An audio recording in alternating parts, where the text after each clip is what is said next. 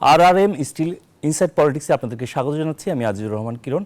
এই অনুষ্ঠানে মূলত সমসাময়িক বিষয়গুলো নিয়ে আমরা কথা বলে থাকি। আজকেও এমন একটি বিষয়ে কথা বলতে চাই যেটি নিয়ে আসলে সারা বাংলাদেশে আলোচনা হচ্ছে, যেটি হচ্ছে নির্বাচনী রোডম্যাপ ও সংকট সমাধান। এ বিষয়ে আলোচনার জন্য আমাদের মাঝে তিনজন অতিথি আছেন। প্রথমেই পরিচয় করে দিতে চাই ব্যারিস্টার বদরুদ্দোজা বাদল, সিনিয়র আইনজীবী, সুপ্রিম কোর্ট ও সাবেক সম্পাদক, সুপ্রিম কোর্ট আইনজীবী সমিতি। আপনাকে স্বাগত জানাচ্ছি। তারপরে আছেন অ্যাডভোকেট সুব্রত চৌধুরী, সদস্য, সভাপতি পরিষদ, গণফোরাম ও সিনিয়র আইনজীবী, সুপ্রিম কোর্ট। তারপরেই আছেন অ্যাডভোকেট আলী নাসের খান, কেন্দ্রীয় সংগঠক, জাতীয় নাগরিক কমিটি। আপনাদের তিনজনকে স্বাগত জানাচ্ছি। শুরুতেই যদি জানতে চাই যে নির্বাচন নিয়ে তো কথাবার্তা হচ্ছে, নির্বাচনী কথাবার্তার মধ্যে নির্বাচনী রোডম্যাপ হচ্ছে। জনাব ব্যারিস্টার বদরুদ্দোজা বাদল, আপনার কাছে যদি জানতে চাই, সংকট কাটানোর জন্য নির্বাচনী সরকার দরকার কেন, আপনার কাছে কেন মনে হচ্ছে? আপনাকে ধন্যবাদ। তো আপনি তো শুরু করলেন সংকট দিয়ে, আমি তো কোনো সংকট দেখতেছি না। কারণ আমার ব্যক্তিগত প্রায়োরিটি হচ্ছে একদিকে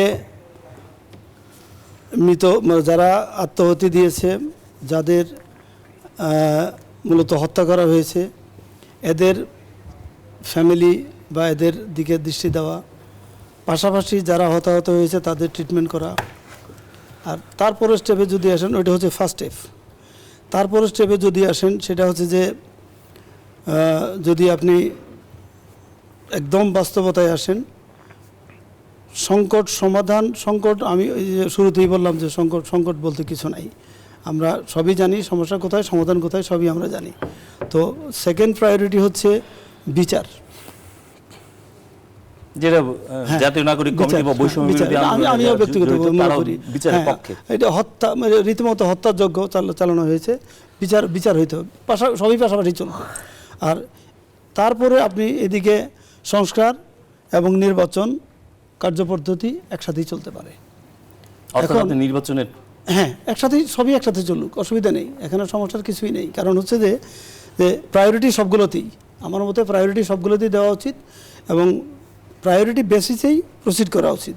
আচ্ছা, এবার আসেন আপনি, এই যে সংস্কারের কার্যক্রম চলতেছে, এই সংস্কারের পাশাপাশিও নির্বাচন সংক্রান্ত কার্যপদ্ধতি, যেমন ধরেন ইতিমধ্যেই ইলেকশন কমিশন কিছু কাজ দৃশ্যমান করেছে, মনে হচ্ছে যে ভোটার তালিকা আপডেট করার চেষ্টা করতেছে। তারপরে আপনার এই আপত্তি কার কোথায় আছে, প্রস্তুতি নিচ্ছে এবং এটার জন্য তারা যে এগিয়ে যাচ্ছে, এই যে নির্বাচন সংক্রান্ত কিন্তু একটা সংস্কার কমিটি গঠিত হয়েছে, ওনারাও কাজ করতেছে। সংস্কার কমিটির যারাই আছে তারা কিন্তু সবাই নিরলস পরিশ্রম করতেছে, কাজ করতেছে।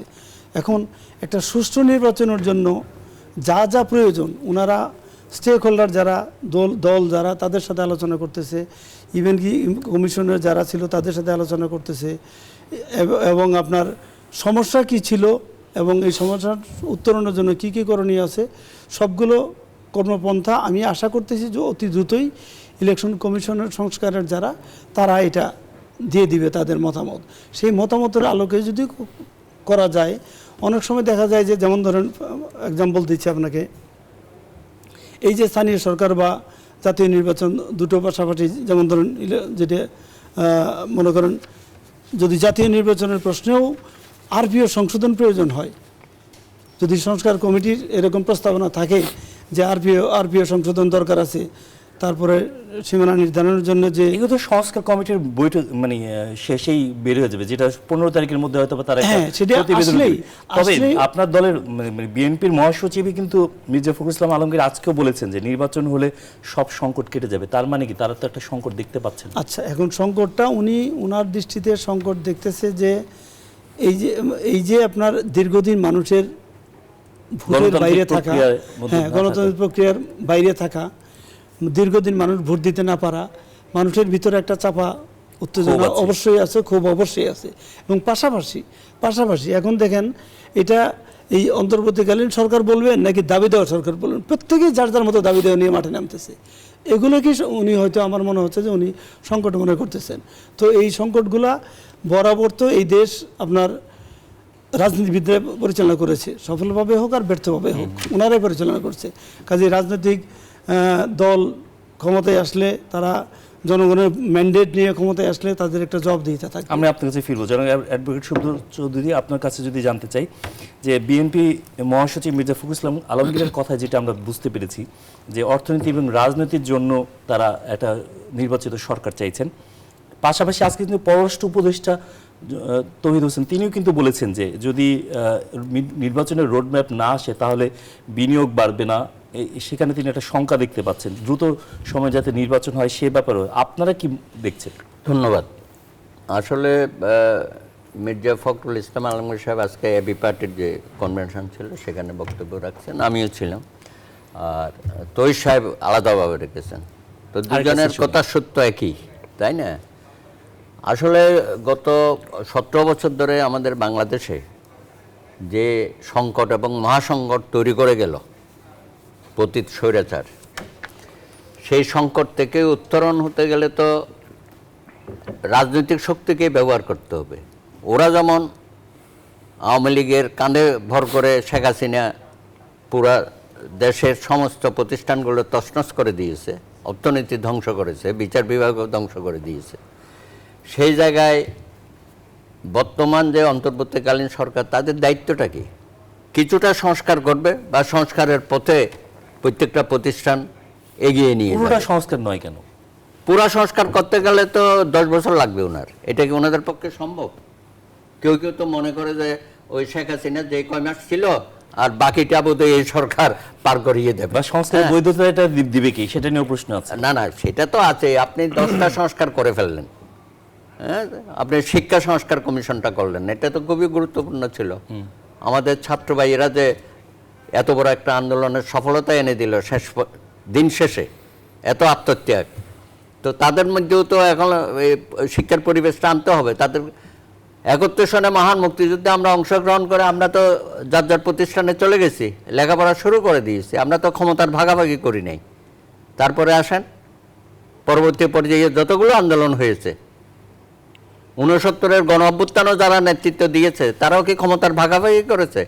আইয়ুব খানের পতন হয়েছে, তারপরে তো আমরা সবাই পড়াশোনায় ব্যস্ত হয়ে গেলাম। এটাই হওয়া উচিত। আপনি 90-তে দেখেন যারা নেতৃত্ব দিয়েছে, গণ অভ্যুত্থান করেছে, তারা তো গিয়ে ক্ষমতার ভাগ বসাইতে যায় নাই, লেখাপড়ার মধ্যে চলে গেছে। আজকে প্রায় 34 বছর ধরে আমাদের কোনো সংসদ নির্বাচনগুলো হচ্ছে না, বিভিন্ন বিশ্ববিদ্যালয়, কলেজ। আজকে যদি হতো তাহলে আমরা শত শত নেতা তৈরি করতে পারতাম। রাজনৈতিক বিরাট একটা গ্যাপ হয়ে গেছে না?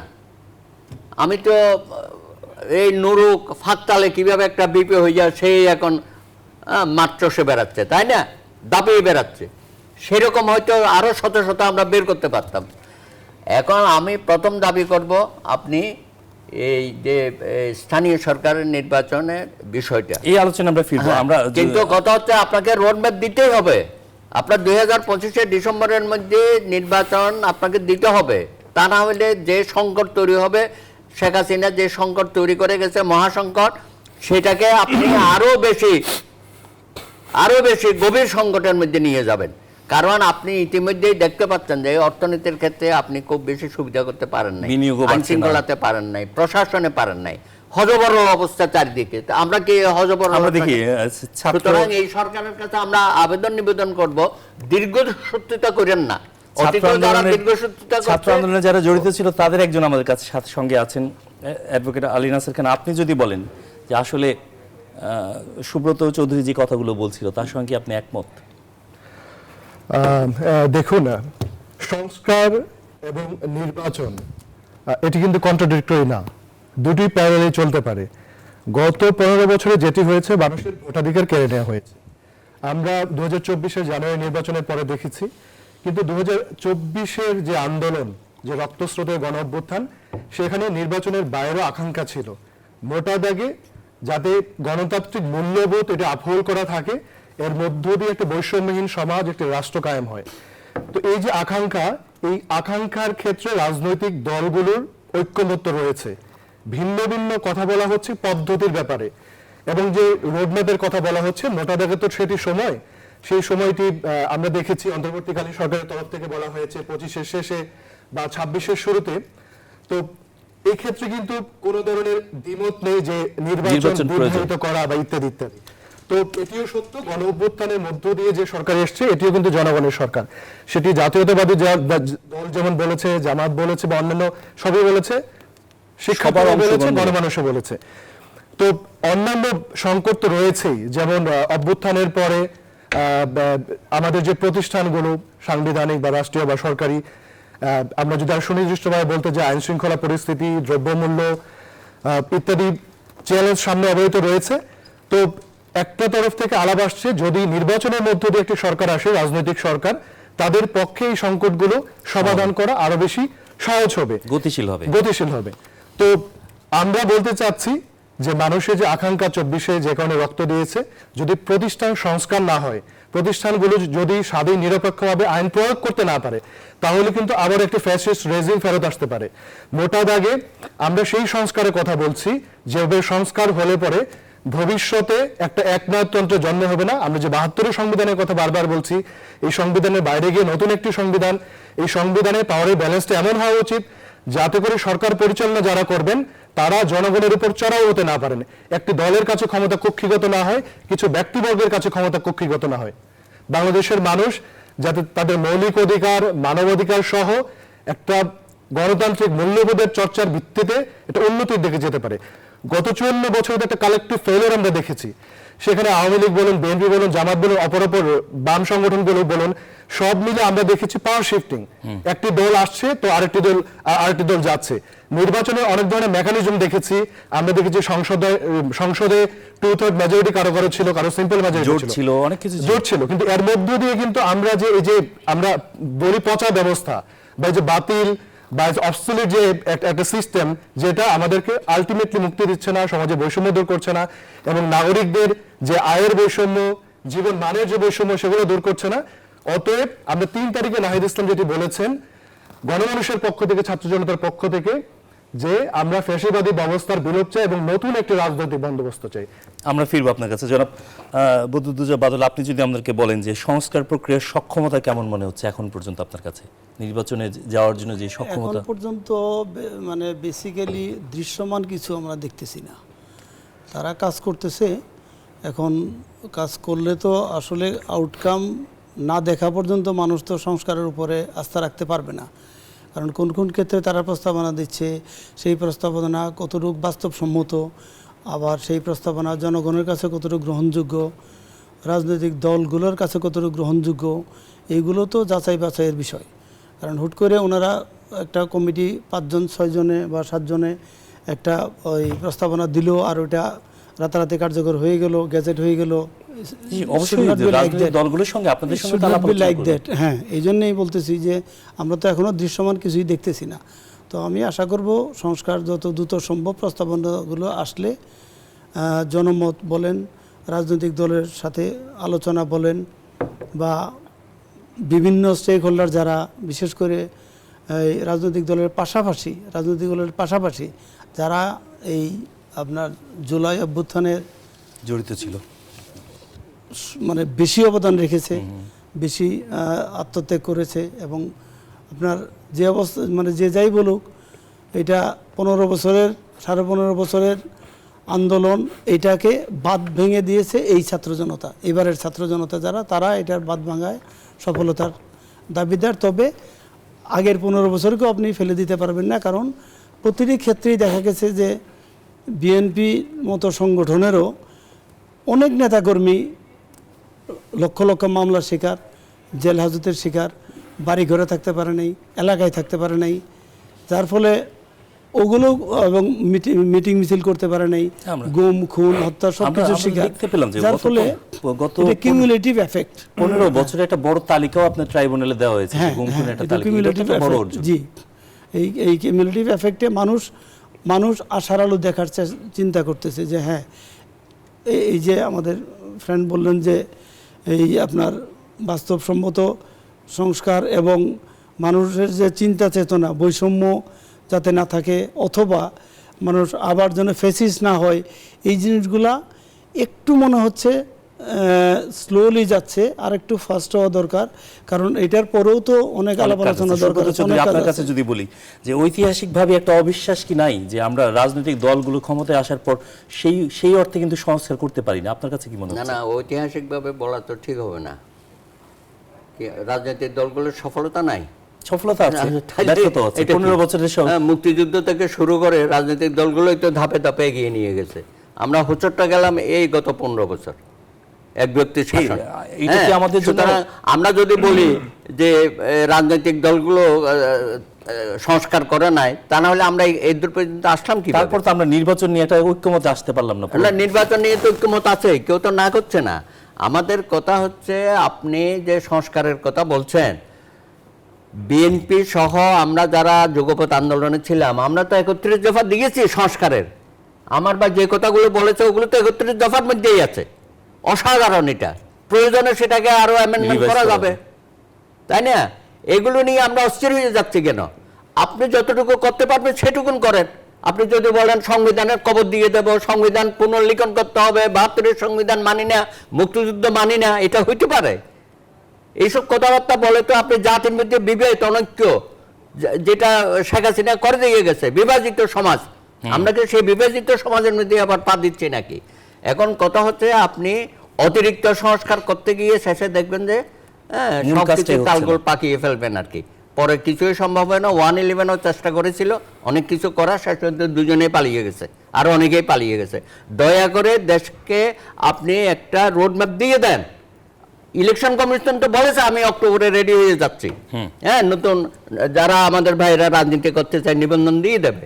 আপনি ইলেকশনের রোডম্যাপটা দিয়ে দেন। তারপরে অন্য যে কথাগুলো বলছেন আপনি পারবেন না তো। আপনি তো 100টা আইটেমের উপর আপনি শুল্ক কর বসাইয়া দিয়েছেন, আপনি মানুষের পেটে লাথি মারতেছেন।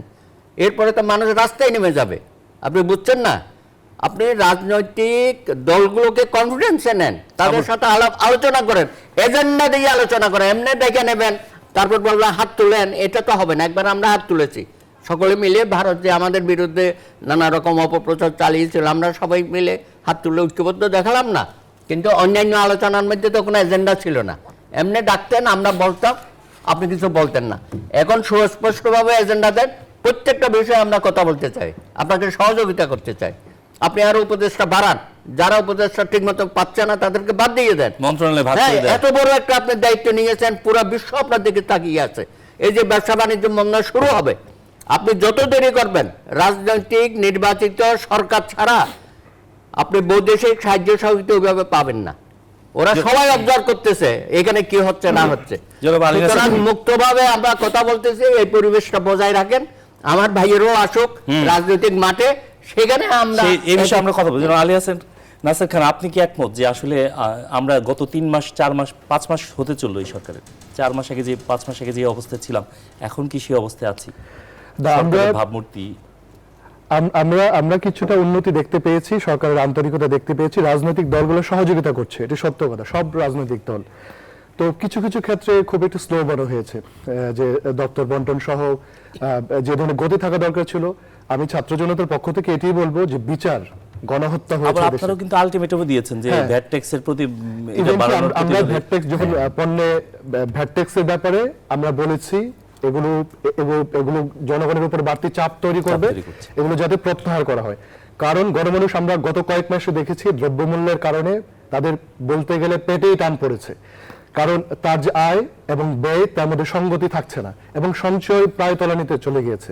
পরিস্থিতির তৈরি, যে ফুলকপি আমরা আগে 5 টাকা দিয়ে কৃষক উৎপাদন করতো, সেটা আমরা ঢাকায় যেই দামে কিনতাম, মাঝখানে মধ্যসত্ত্বলোভী যেটা আগেও ছিল এখনো আছে, তাহলে অবস্থার কি উত্তরণ হলো না? দেখুন, বাজার ব্যবস্থাপনায় বড় ধরনের পরিবর্তন হয় না। যে চাঁদাবাজি আগেও ছিল, আমরা এখনো কিছু কিছু দলের নেতাকর্মীদের চাঁদাবাজিতে সংশ্লিষ্ট দেখতে পাচ্ছি, তাদের ব্যাপারে যদিও ব্যবস্থা নেওয়া হচ্ছে।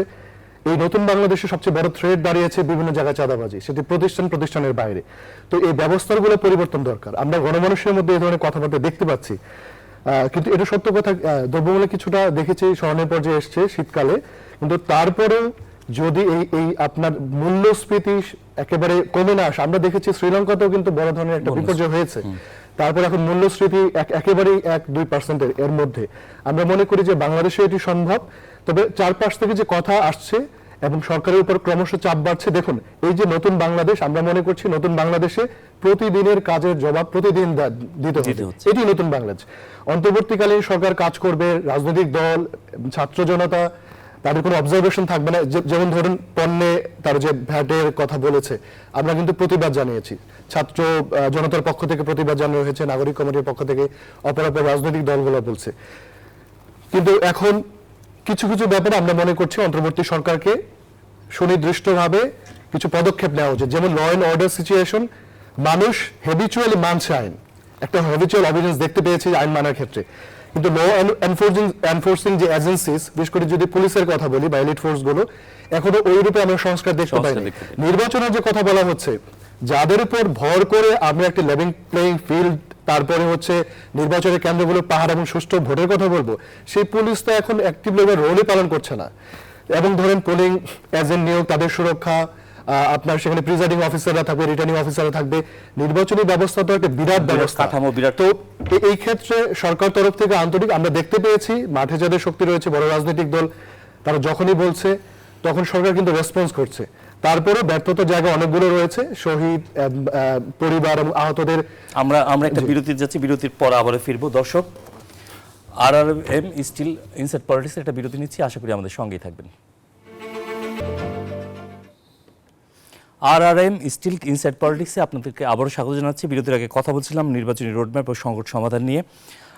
আবু নাসের, অ্যাডভোকেট আলী নাসের খান আমাদেরকে বলছিলেন যে আপনারা কিছুটা সংস্কার করে চাচ্ছেন, যে যেহেতু এটা জন আকাঙ্ক্ষার দাবি, সেই আকাঙ্ক্ষাতে আমরা আজকে দেখতে পেলাম যে আপনারা এই জাতীয় নির্বাচনের আগেই স্থানীয় সরকার নির্বাচন চাচ্ছেন। এটা আসলে কতটা যৌক্তিক? দেখুন, যখন স্থানীয় সরকারে জনপ্রতিনিধিদের ফ্যাসিস্ট আমলে জনপ্রতিনিধি বলে সো কল জনপ্রতিনিধি, যারা মূলত একটি ওই ধরনের দামি বা পাতানো নির্বাচনের মধ্য দিয়ে দায়িত্ব নিয়েছিল, তাদেরকে অপসারণ করা হলো। সিটি কর্পোরেশন, পৌরসভা, উপজেলা, জেলা পরিষদ সহ। তো এতে করে দেখা দিয়েছে জনগণের সেবা প্রাপ্তির ক্ষেত্রে একটা দুর্ভোগ দেখা দিয়েছে, যে জন্ম নিবন্ধন, ওয়ারিশন সনদ সহ যে ধরনের বেসিক, মৃত্যু সনদ সহ যেগুলো প্রয়োজনীয়, যেমন জানুয়ারি তো শিক্ষার্থীদের এখন স্কুলে ভর্তি হওয়ার সময়, তো সেই ক্ষেত্রে সেবা পাচ্ছে না। তো আমরা দেখেছি যে সেখানে সরকারি কর্মচারীদের নিয়োগ করা হয়েছে অ্যাডমিনিস্ট্রেটর হিসেবে, তো তারা তো তাদের দায়িত্বের বাইরে গিয়ে বাড়তি দায়িত্ব পালন করছেন। তো এই জনদুর্ভোগ লাঘব করার জন্য আমরা তো সবসময় নির্বাচনের পক্ষে। যদি স্থানীয় সরকার নির্বাচনটি হয়ে যায়, সেক্ষেত্রে প্রকৃত পক্ষে জনপ্রতিনিধিরা যারা মানুষের সাথে সম্পৃক্ত, যারা গণমানুষের দ্বারপ্রান্তে যেতে পারেন, তারা সেবা পৌঁছাতে পারবে। যদি এটি মনে করা হয় যে নির্বাচনী পরিবেশ নেই, যথেষ্ট সংস্কার প্রয়োজন, যেহেতু আমি আগেও বলেছি যে ল এনফোর্সিং এজেন্সিস এবং অন্যান্য প্রতিষ্ঠান যারা নির্বাচনের সাথে জড়িত, এবং একটা ভয়ও দেখা যাচ্ছে বিভিন্ন রাজনৈতিক দল থেকে, যেহেতু স্থানীয় সরকার নির্বাচন একটা লম্বা প্রক্রিয়া, প্রায় 2 থেকে 2.5 বছর সময় চলে যেতে পারে।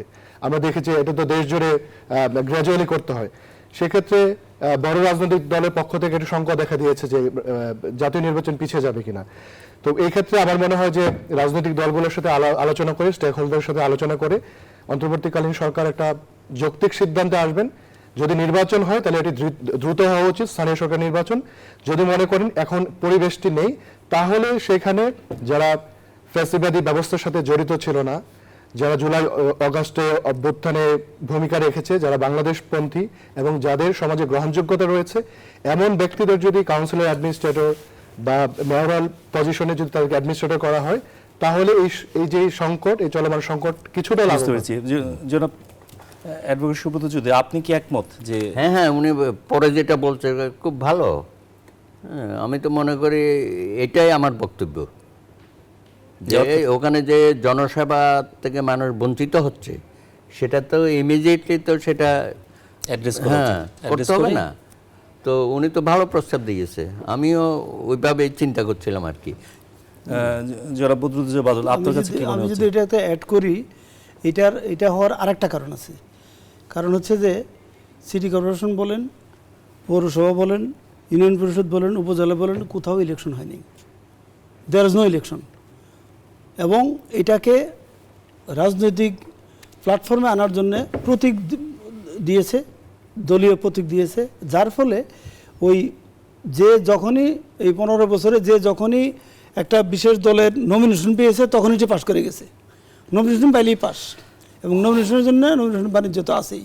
প্রধান নির্বাচন কমিশনারও বলেছেন যে একই সঙ্গে জাতীয় নির্বাচন এবং আর স্থানীয় এটার সরকার আরেকটা নির্বাচন কারণ করা হলো সম্ভব যে ইলেকশন কমিশনের সক্ষমতা সফলতা রিহার্সেল এটাও হয়ে যেতে পারে, যে ওনারা কতটুকু কন্ট্রোল করতে পারলেন, ম্যানেজ করতে পারলেন।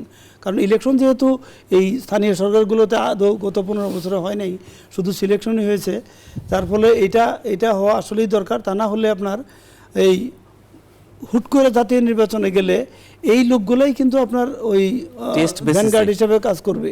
কারণ বিভিন্ন স্থানীয় সরকার নির্বাচনে যার প্রতিনিধি ছিল তারা তো কেউ নাই, চেয়ারেও নাই, ম্যাক্সিমামই তো আপনার চেয়ারে নেই, প্লাস পলাতক এবং আনইলেক্টেড, তাদের মরালিও তারা স্ট্রং না। বিএনপি সহ কয়েকটি রাজনৈতিক দল কিন্তু এর পক্ষে না। এখন পক্ষ বিপক্ষের প্রশ্ন হলো, যখন এটা অফিসিয়ালি এই অন্তর্বর্তীকালীন সরকার রাজনৈতিক দলগুলোর সাথে কথা বলবে, তখন এটার প্লাস মাইনাস সব বিষয়গুলোই আলোচনা হবে।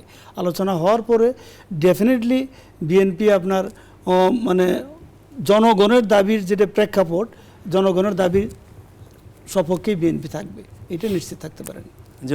জনচাওয়া থাকলে অবশ্যই আরেকটা দাবি আমরা দেখতে পাচ্ছি যে ছাত্র সংসদগুলোর নির্বাচন দেওয়ার ব্যাপারে আপনারা কথা বলছেন এবং আপনাদের থেকে জোর দাবি তোলা হচ্ছে, এবং এটি নিয়েও ছাত্র সংগঠন যারা আছে তাদের মধ্যে একটা মতবিরোধ তৈরি হয়েছে। আপনার কাছে কি মনে হচ্ছে? দেখুন, গত 15 বছরে রাজনীতিকরণ হয়েছে। তরুণরা বলেছে আই হেট পলিটিক্স, কিন্তু এই 2024-এর গণঅভ্যুত্থানের পরে অপূর্ব একটা সুযোগ হয়েছে যে নতুন ধারার রাজনৈতিক নেতৃত্ব চর্চার। তো সেক্ষেত্রে ছাত্র সংসদ নির্বাচনের ক্ষেত্রে প্রত্যেক রাজনৈতিক দল এবং অংশীজন যারা রয়েছে সবার মতামত রয়েছে। তো আমরা মনে করছি যদি অতি দ্রুত ছাত্র সংসদ নির্বাচনগুলো হয়, তাহলে যে লেজর ভিত্তিক রাজনৈতিক সংগঠন গড়ে ওঠার যে সংস্কৃতি, যারা ক্ষমতাসীন দলকে এতদিন সার্ভ করেছে, বিভিন্ন ধরনের অপকর্মে লিপ্ত হয়েছে, ছাত্র সংসদ থেকে উঠে আসা নেতৃবৃন্দ সেটি করবে না। তো এক্ষেত্রে কিন্তু একটি রিক্রুটমেন্ট যেটি থাকবে রাজনৈতিক দলগুলোর ভবিষ্যতের নেতা এখান থেকে পাবে, পাশাপাশি একটি গণতান্ত্রিক মূল্যবোধের চর্চার জায়গাও তৈরি হবে। তো জাতীয় রাজনীতি যদি একটি বিকাশমান ধারায় যেতে চায়, সেক্ষেত্রে এই বিশ্ববিদ্যালয় সহ কলেজগুলো যেখানে সম্ভব সেখানে এটি দ্রুতই করা উচিত। জাহাঙ্গীরনগর বিশ্ববিদ্যালয় আমরা দেখেছি তারা একটা কমিটিও করেছে, ঢাকা বিশ্ববিদ্যালয়কে ঘিরে এমন একটি প্রস্তাব এসছে। তো আমরা মনে করছি যে নতুন ধারার রাজনৈতিক চর্চার জন্য এর বিরোধিতা কারো করা উচিত নয়, কারণ আমরা যে বৈষম্যহীন সমাজ এবং নতুন রাষ্ট্র কাঠামো চাচ্ছি, পুনর্গঠনের কথা বলছি, এবং 24 জুলাই গণঅভ্যুত্থানের স্পিরিটের আলোকে নতুন দেশ গড়বার কথা বলছি, সেই ক্ষেত্রে এই ছাত্র সংসদ ইলেকশন একটা অপূর্ব সুযোগ তৈরি করতে পারে নেতৃত্ব চর্চা। সুব্রত জ্যোতি, আপনার কাছে কি মনে হচ্ছে? আরে ছাত্র সংসদ কেন, কোন নির্বাচন করতে দিয়েছে শেখ হাসিনা? এফবিসিসিআই সে যেটা বলেছে সেটা। আমার সুপ্রিম কোর্টে দেখেন, হ্যাঁ 3-4 বছর ধরে কোনো ইলেকশনে হয়নি। আমার ভাইকে তো জবরদস্তিমূলকভাবে রাতে ব্যালট ভরে এগুলো করেছে। ঢাকা বারো আজকে 4-5 বছর ধরে। তো কোনটা আছে? প্রেস ক্লাব জবরদস্তিমূলকভাবে দখল করে বসে আছে।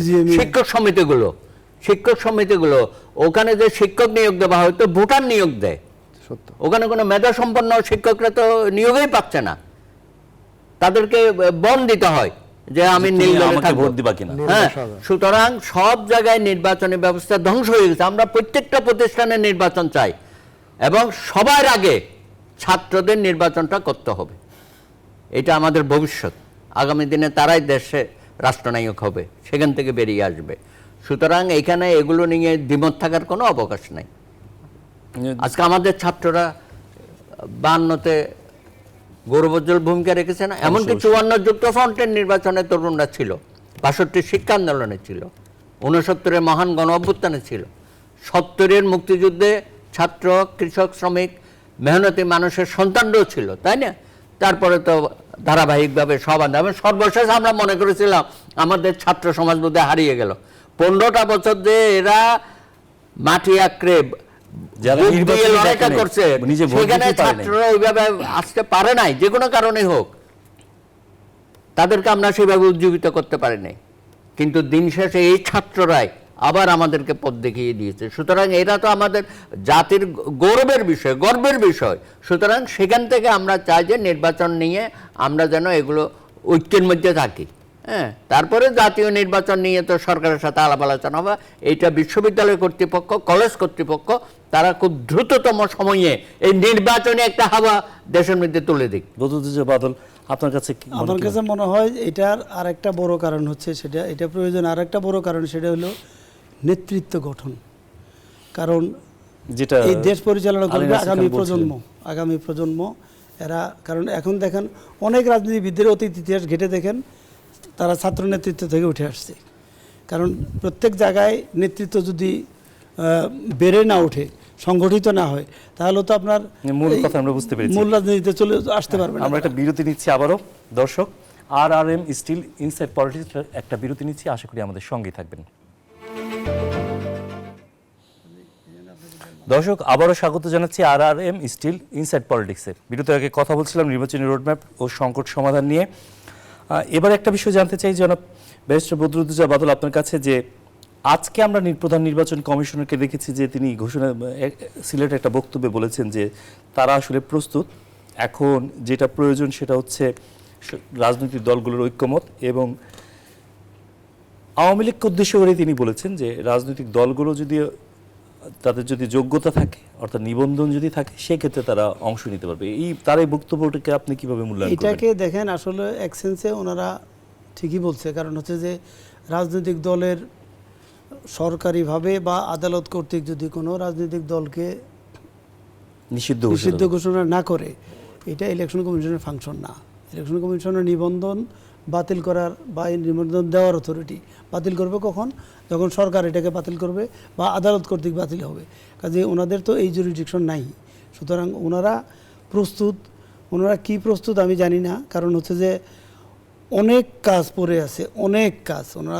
ওনাদের প্রস্তুতি যদি এক লাইনে বলে আমরা প্রস্তুত, আমি মনে করি না প্রস্তুত। কারণ হচ্ছে যে আগে দেখেন, এই গত 15 বছরের মধ্যে বহুবার বহু সময় বিভিন্ন এলাকায় বিভিন্ন সিটি কর্পোরেশনে দেখা গেল যে ডাইরেক্ট ভোট হচ্ছে, অথবা তারা দেখা যাচ্ছে যে ইভিএম দিয়ে করছে।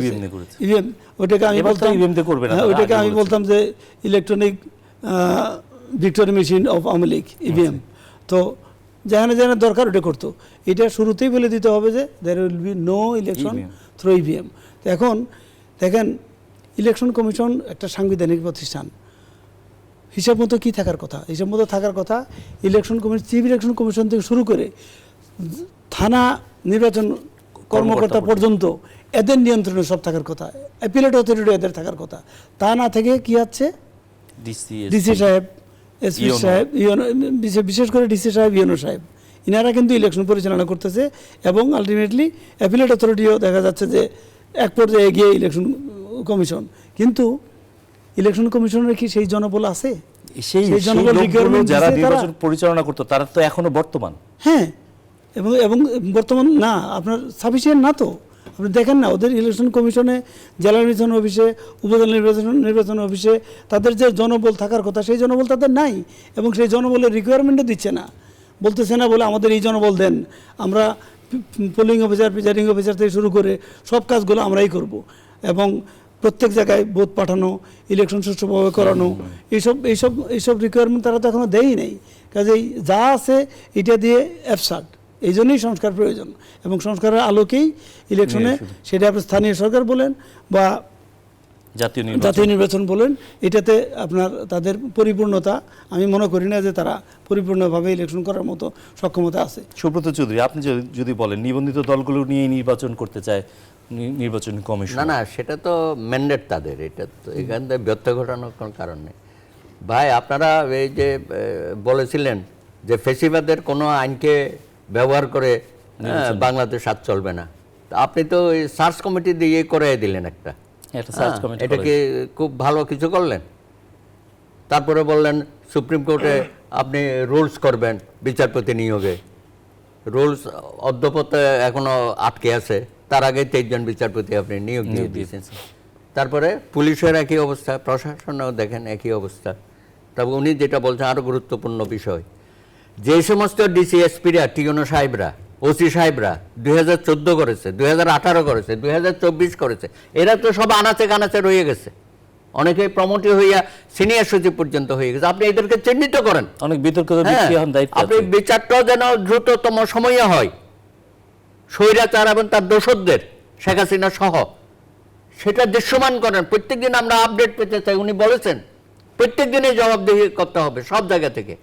সুতরাং আপনি নির্বাচনের আগে এই দৃশ্যমান এই জিনিসগুলো দেখাতে হবে, বিচারের অগ্রগতি আমাকে দেখাতে হবে, বিচার বিভাগের স্বাধীনতা, প্রশাসন, কার্যকর প্রশাসন, একটা জনবান্ধব পুলিশ প্রশাসন, এগুলো দ্রুততম, এগুলো নিয়ে আপনার কাজ। এগুলো না করে আপনি ট্যাক্স বাড়াইতেছেন, আপনি তো আলোচনা লাগাই দিচ্ছেন দেশের মধ্যে। এটা তো কারো কাম্য না। আমাদের ছাত্র ভাইয়েরা তাদের যে আগ্রহ, উৎসাহ এবং যে একটা চেতনাবোধ তাদের মধ্যে আসছে, সেটাকে তো আপনি ভোতা করে দেবেন যদি সঠিক জায়গায় যদি তাদেরকে পথ দেখাতে না পারেন। তো রাজনৈতিক দলগুলোর সাথে আপনার কি ঝগড়া আছে, আমাদের বিবাদ আছে? আমরা তো আপনাকে সহযোগিতা, আপনি সহযোগিতা নেন না কেন? রাজনৈতিক দলের মধ্যে বিশেষজ্ঞ নাই যারা বিগত দিনে সরকার করে, তাদের সহযোগিতা নেন না? সবারই উপদেষ্টা করার দরকার তো নাই। প্রত্যেকটা বিষয় নিয়ে আপনি কথা বলেন না, আপনি ফরেন পলিসি নিয়ে কথা বলেন, যারা এই বিষয়ে এক্সপার্ট। আপনি ব্যবসা বাণিজ্য নিয়ে কথা বলেন, আপনি তো একজনকে বানাইয়া দিয়েছেন, সেও তো সিন্ডিকেটের মেম্বার ছিল। হ্যাঁ, তো এগুলো তো হজবরল অবস্থা হয়ে গেছে। জনাব আলী নাসের, আপনার কাছে কি মনে হয় যে সাংবিধানিকভাবে নিবন্ধিত দলগুলো নিয়েই তো নির্বাচন করবে নির্বাচন কমিশনার, সেক্ষেত্রে নতুন কোনো দল যদি আসে বা কোনো দলকে কি বাদ দেওয়ার পক্ষ থেকে আপনাদের একটা জোর দাবি আছে? দেখুন, 2024 জুলাই অভ্যুত্থানের পরে গণহত্যা করেছে একটি রাজনৈতিক দল, সেটি বাংলাদেশ আওয়ামী লীগ এবং তার সহযোগীরা। আমরা 14 দলের কথা বলবো। পৃথিবীর কোথাও কি এমন নজির আছে যে ফ্যাসিস্ট কোনো দল বা যে দল গণহত্যার সাথে জড়িত তারা রাজনৈতিকভাবে পুনর্বাসিত হয়েছে নির্বাচন করবে? রাজনৈতিক দল, ছাত্র জনতা সবার পক্ষ থেকে দাবি রয়েছে, সেই দাবি আরো জোরালো হবে যেহেতু 3টি জাতীয় নির্বাচন তারা ভুলণ্ঠিত করেছে। 3টি জাতীয় সংসদ নির্বাচন থেকে আওয়ামী লীগকে নিবৃত রাখতে হবে। এমনকি আমরা দাবি করেছি যাতে আওয়ামী লীগকে নিষিদ্ধ করা হয়। সেটা কি গায়ের জোরে বা হচ্ছে এক্সিকিউটিভ কোনো ধরনের আদেশে বলে? সেটি না, সেটি একটি সামাজিক, সাংস্কৃতিক, রাজনৈতিক প্রক্রিয়ার মধ্যে আসতে হবে। এজন্য আমরা বারংবার দাবি করেছি যাতে করে একটা গণকমিশন হয়, অদ্যাবধি হয়নি। ট্রুথ, অ্যাকাউন্টেবিলিটি, কনফেশন অ্যান্ড রিকনসিলিয়েশনের প্রসেস যদি যেত, যেটি সাউথ আফ্রিকাতে হয়েছে, আমরা দেখেছি সাউথ আফ্রিকায় 1995-এ, এবং কানাডা সহ অনেক জায়গায় মডেল রয়েছে, এবং আমরা ডিনাজিফিকেশনের প্রক্রিয়া দেখেছি জার্মানিতে। যদি এই প্রক্রিয়াটি অনুসরণ করা হয় এবং আওয়ামী লীগকে নিষিদ্ধ করা হয়, তাহলেই ভবিষ্যৎ বাংলাদেশে একটি সুষ্ঠু রাজনৈতিক কাঠামো দাঁড়াতে পারে। আমরা মনে করছি কোনোভাবেই, কোনো ক্রমেই গণহত্যার সাথে জড়িত এবং গত 15 বছর মানুষকে ভোটাধিকার থেকে বঞ্চিত করা এই আওয়ামী লীগ নির্বাচনে অংশগ্রহণ করতে পারে না। সেজন্য অন্তর্বর্তীকালীন সরকারের প্রতি আহ্বান থাকবে এবং মানুষ রাস্তায় নেমে এসে দাবি জানাবে এবং রাজনৈতিক দলগুলোর পক্ষ থেকে চাপ বাড়বে, এবং আমরা বিশ্বাস করি আওয়ামী লীগ আগামী জাতীয় সংসদ নির্বাচনে অংশগ্রহণ করবে না, এমনকি পরবর্তী আরো 2টি নির্বাচনে অংশগ্রহণ করতে পারবে। এটা আপনাদের প্রত্যাশা, এবং আপনাদের পক্ষ থেকে একটা দলের গুঞ্জন আমরা শুনেছি, সেই ব্যাপারে কতটুকু আগালো? দেখুন, তরুণরা রাজনীতিমুখী হয়েছে, এটি একটি সম্ভাবনা বাংলাদেশে। তো যারা অ্যাডাল্ট, যারা হচ্ছে ভোটাধিকার প্রয়োগ করতে পারে আমাদের সংবিধান অনুযায়ী এবং বৈশ্বিক রীতিনীতি অনুযায়ী, তারা রাজনীতিতে অংশগ্রহণ করতে পারে। তো আমাদের একটা আকাঙ্ক্ষা রয়েছে তরুণরা একটা রাজনৈতিক দলে উদ্যোগ নেবেন। আমরা আশা করছি এই কয়েক বছরের মধ্যেই এটি আসবে, যেটি হচ্ছে আমাদের যে উপনিবেশবাদের বিরুদ্ধে যে সংগ্রাম 1947-এ, 1971 সালে মহান মুক্তিযুদ্ধ, 90 স্বৈরাচার বিরোধী আন্দোলন সহ ইতিহাসের প্রত্যেকটি বাক্যে, প্রত্যেকটি অধ্যায়কে ওয়ন করবে এবং প্রো বাংলাদেশী একটি রাজনৈতিক দল হবে, যারা বাংলাদেশের গণমানুষের পক্ষে কথা বলবে এবং সমস্যার সমাধানের একটি রাজনীতি তৈরি করবে, যেখানে এদেশের মানুষের আকাঙ্ক্ষার প্রতিফলন করবে। যে রাজনৈতিক দলগুলা কোনো ধরনের অগণতান্ত্রিক চর্চা করবে। আমরা এমনই একটি রাজনৈতিক দল তরুণদের নেতৃত্বে নিয়ে আসতে যাচ্ছি, এবং আমরা বিশ্বাস করি এই নতুন বাংলাদেশ গড়বার ক্ষেত্রে তরুণদের রাজনৈতিক দল গণতান্ত্রিক মূল্যবোধের চর্চা করে বিরাট ধরনের। সুব্রত চৌধুরী, আপনার কাছে কি মনে হয় তরুণদের এই প্রচেষ্টা আপনারা কিভাবে দেখছেন? না, অবশ্যই আমরা তো এই যে জন আকাঙ্ক্ষা এবং বিশেষ করে আমাদের তরুণ সমাজ যেভাবে জেগে উঠেছে, তাদেরকে তো ধারণ করতে হবে। আমরা প্রস্তুত তাদেরকে ধারণ করার জন্য। সুতরাং অন্তর্বর্তীকালীন সরকার, আপনি তাদেরকে ধারণ করারও ব্যবস্থা করে দেন। আমার একটু রিজার্ভেশন আছে একটা পর্বে, সেটা হচ্ছে ছাত্ররা রাজনীতি করবে, খুব ঠিক আছে, কিন্তু এদের পড়াশোনা হ্যাম্পার না করে, এদের জন্য হাইয়েস্ট লেভেল পর্যন্ত অন্ততপক্ষে অনার্স মাস্টার্স পর্যন্ত শেষ করে যেন এরা রাজনীতিতে আসে। ইন্টারমিডিয়েট পড়া একটা ছেলে কিন্তু আর যদি পড়াশোনা তো আর না, হয়। ইন্টারমিডিয়েট পড়া একটা ছেলে যদি একটা ডায়েরি হাতে নিয়ে বা 4-5 জনকে নিয়ে ডিসি সাহেবের টেবিলে যে থাপ্পড় দেয়, এসপি সাহেবের টেবিলে দিয়ে থাপ্পড় দেয়, এটা যেন না হয়। অর্থাৎ ইয়া থাকতে হবে হ্যাঁ, আপনার। পড়াশোনা শেষ করুন, পড়াশোনা থাকতে হবে, কারণ নৈতিকতা শিক্ষা জাতির মেরুদণ্ড। কারণ ছাত্ররা অ্যাম্বিশন এরকম যেন না হয় যে সমন্বয়ক হব। অনেক ধন্যবাদ এই আপনাদের জন্য- এই ক্ষেত্রে আপনাদের তিনজনকে অনেক ধন্যবাদ। আজকে এখানেই শেষ এটা করতে যেন না হচ্ছে। হয়। দর্শক, RRM স্টিল ইনসাইড পলিটিক্সে আজকের মতো শেষ করছি। দেখা হবে আবারও নতুন কোনো অতিথি নিয়ে, নতুন কোনো বিষয় নিয়ে।